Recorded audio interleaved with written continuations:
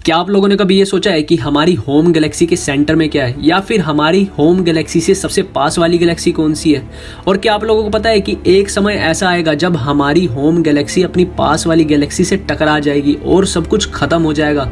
इस वीडियो में मैं ऐसे ही बहुत ही अमेजिंग गैलेक्सी से रिलेटेड फैक्ट्स के बारे में बात करने वाला हूँ। अगर आप इस चैनल पर नए हैं और अभी तक आपने चैनल को सब्सक्राइब नहीं किया है तो चैनल को सब्सक्राइब कर लीजिए। गैलेक्सी यानी कि आकाशगंगा एक ग्रेविटेशनल बाउंड सिस्टम होता है जो कि बहुत सारे stars, stellar remnants, interstellar gas, dust और डार्क मैटर से मिलकर बनी होती है।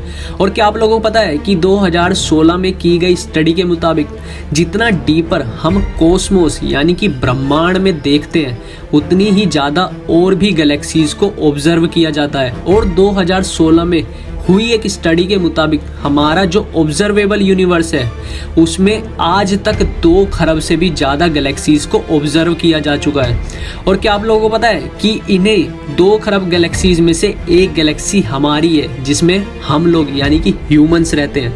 हम जिस गैलेक्सी में रहते हैं उस गैलेक्सी का नाम मिल्की वे गैलेक्सी है। और वैज्ञानिकों के अनुसार आज तक मिल्की वे गैलेक्सी में 500 से भी ज़्यादा सोलर सिस्टम पाए गए हैं। जी हाँ दोस्तों, बिल्कुल हमारे अपने सोलर सिस्टम की तरह, जो कि ठीक हमारे सोलर सिस्टम की तरह काम करते हैं। और इसमें भी सबसे इंटरेस्टिंग फैक्ट ये है कि हर साल per year milky Way Galaxy में एक नए सोलर सिस्टम की खोज की जाती है। और अगर वैज्ञानिकों की मानी जाए तो वैज्ञानिकों के अनुसार मिल्की वे गैलेक्सी में 1 अरब से भी ज़्यादा सोलर सिस्टम मौजूद है जिन्हें भविष्य में खोजा जाना अभी बाकी है। अब अगर बात की जाए कि मिल्की वे गैलेक्सी के सबसे नियरेस्ट यानी कि पास वाली गैलेक्सी के बारे में, तो मैं आप लोगों को बता दूं कि एंड्रोमेडा गैलेक्सी, जिसे मेसर 31, M31 और NGC 224 के नाम से भी जाना जाता है, हमारी मिल्की वे गैलेक्सी के सबसे पास में पाई जाने वाली एक मेजर गैलेक्सी है। एंड्रोमेडा गैलेक्सी अर्थ से लगभग 2.5 यानी कि 2.5 मिलियन लाइट ईयर्स दूर है। यानी कि अगर हम स्पीड ऑफ लाइट से भी ट्रैवल करें ना, तब भी हमें अर्थ से एंड्रोमेडा गैलेक्सी तक पहुंचने में लगभग 2.5 मिलियन ईयर्स यानी कि 25 लाख साल का समय लग जाएगा। जिसका सीधा सा मतलब ये है कि अगर हम ब्रह्मांड की सबसे तेज गति यानी कि speed of light which is 3 lakh kilometre पर सेकेंड से भी अगर हम ट्रैवल करते हैं ना, तब भी हम अपनी होम गैलेक्सी से अपनी नेबर गैलेक्सी तक नहीं पहुंच सकते। आइए अब जानते हैं इन दोनों गैलेक्सीज के बारे में कि ये दोनों गैलेक्सीज एक दूसरे से कैसे अलग है और ऐसी कौन सी बातें हैं जो इन दोनों गैलेक्सीज को एक दूसरे से अलग बनाती है। Fact number 1, shape comparison. जब भी हम किसी चीज के बारे में बात करते हैं तो हमारे दिमाग में सबसे पहले उस चीज की इमेज बनने लगती है और हमारा दिमाग हमें ये सोचने पे मजबूर कर देता है कि वो चीज दिखाई कैसी देती होगी। अगर बात की जाए मिल्की वे और एंड्रोमेडा गैलेक्सी की बनावट की, तो ये दोनों गैलेक्सीज लगभग एक जैसी दिखाई देती है। और इन दोनों गैलेक्सीज की इमेजेस को देखकर ये बता पाना कि इनमें से कौन सी एंड्रोमेडा गैलेक्सी है और कौन सी मिल्की वे गैलेक्सी है लगभग मुश्किल है। Fact number 2, size comparison. ये बात तो बहुत ही कॉमन है कि जब हम किन्हीं 2 चीजों को कंपेयर करते हैं तो हम ये देखते हैं कि उन दोनों में से कौन सबसे ज्यादा बड़ा है, यानी कि किस एक ऑब्जेक्ट का साइज दूसरे से बड़ा है। अगर बात की जाए कि मिल्की वे और एंड्रोमेडा गैलेक्सी में से कौन सी गैलेक्सी साइज में सबसे बड़ी है, तो मैं आप लोगों को बता दूं कि मिल्की वे और एंड्रोमेडा गैलेक्सी अपने साइज को लेकर वैज्ञानिकों के बीच में बहुत चर्चा में रही है।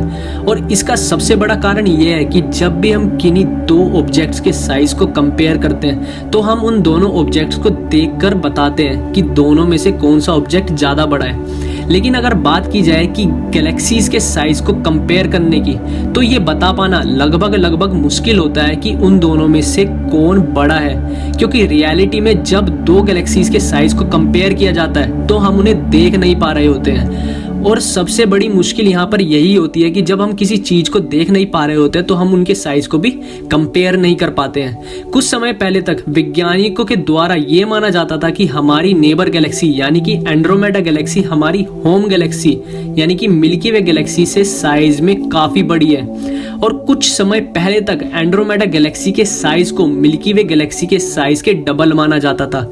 लेकिन हाल ही में हुई रिसर्च के अकॉर्डिंग वैज्ञानिकों ने यह माना है कि milky Way Galaxy Andromeda Galaxy से काफ़ी ज़्यादा बड़ी है। यानी कि पहले एंड्रोमेडा गैलेक्सी को बड़ा माना जाता था, लेकिन आज के टाइम में मिल्की वे गैलेक्सी के साइज़ को एंड्रोमेडा गैलेक्सी के साइज़ से बड़ा माना जाता है। Fact number 3, mass comparison of milky way and Andromeda Galaxy. हमारी मिल्की वे गैलेक्सी का मास लगभग 1.5 ट्रिलियन सोलर मासेस यानी कि 1.5 खरब सन्स के मास के बराबर है। और अगर बात की जाए एंड्रोमेडा गैलेक्सी के टोटल मास की, तो एंड्रोमेडा गैलेक्सी का टोटल मास भी लगभग हमारी होम गैलेक्सी मिल्की वे के बराबर ही है। यानी कि दोनों गैलेक्सी साइज में एक दूसरे के बराबर ना सही, पर मास में एक दूसरे के बराबर है, और वो भी लगभग। Fact number 4, what is at the centre of milky way and Andromeda Galaxy. Guys, जब भी हम किसी ऐसे सिस्टम के बारे में बात करते हैं जो कि ग्रेविटेशनल बैलेंस की वजह से स्टेबल हो, तब उस सिस्टम में सबसे ज़्यादा इंपॉर्टेंट होता है उस सिस्टम का सेंटर, क्योंकि किसी भी सिस्टम का सेंटर उस सिस्टम की स्टेबिलिटी का सबसे बड़ा कारण होता है। और अगर बात की जाए मिल्की वे और एंड्रोमेडा गैलेक्सी के सेंटर की, तो इन दोनों ही गैलेक्सीज के सेंटर में super massive black hole observe किए गए हैं। यानी कि पूरी बात का कंक्लूजन ये है कि हमारी होम गैलेक्सी और नेबर गैलेक्सी दोनों ही गैलेक्सीज के सेंटर में एक सुपर मैसिव ब्लैक होल है, जो कि इन दोनों ही गैलेक्सीज को ग्रेविटेशनल बैलेंस में रखता है। Fact number 5, will Andromeda and Milky Way galaxy collide.